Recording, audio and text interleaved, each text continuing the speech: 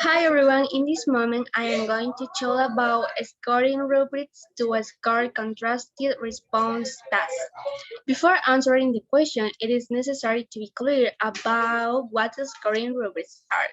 According to Torah 2020, a scoring rubric allows to evaluate the performance of the students in the open answers. A scoring rubric is a guide that uses a variety of criteria to evaluate the performance of the students. Okay, according to question number one, why do we use scoring rubrics when assessing speaking and writing skills? Okay, about assessing speaking skills through scoring rubrics. Scoring rubrics are used to evaluate the speaking skills since they are open tasks due to the freedom of choice that is given to the students when talking about a topic. In addition to evaluating the speaking skills, it is considered one of the most difficult macro skills to evaluate since it is a multifaceted skills. According to College Washington Community 2019, a scoring rubric is an effective tool that allows you to objectively measure the student's performance in an assessment activity for the speaking skills.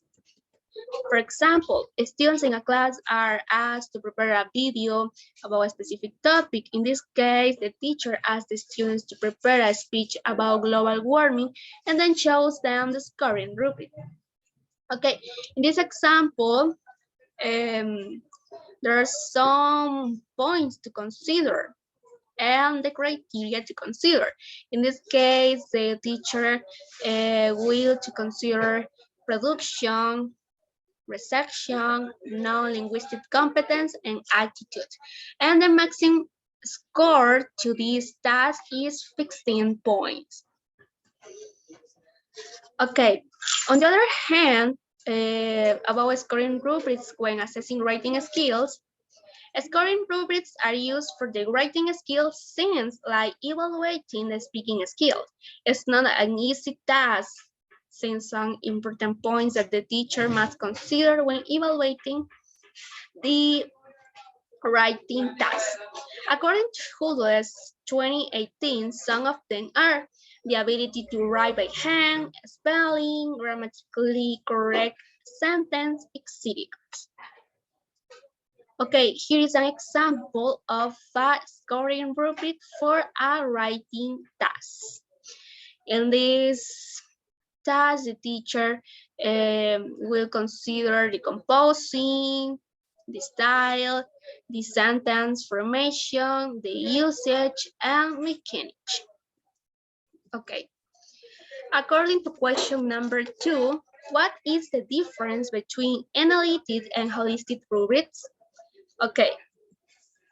According to Duckelsman 2016, holistic rubrics contain different levels of performance that describe the quality, quality of a task. Each scale describes performance according to several criteria such as range, vocabulary, grammatical accuracy, fluency, etc. The example in the screen about template for holistic rubrics, we have the score. The maximum score is 5, and we have the description for each score. Okay, the maximum score that is 5 points. The description is that the students have to demonstrate complete understanding of the problem or requirements of tasks are included in response. Mostly 4 and 5 performance levels contain a holistic rubrics. Okay, on the other hand, we have the analytic rubrics, which unlike the holistic rubrics, are two-dimensional rubrics with achievement levels as columns and evaluation criteria as rows. It allows you to assess participant achievement based on multiple criteria using a single rubric. You can assign different weights, values to different criteria and include an overall achievement, totaling the criteria, and they are writing in table form. Boniface 2017.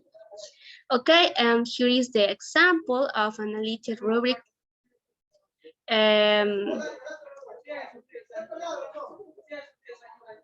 Here is the bibliography used to develop this topic.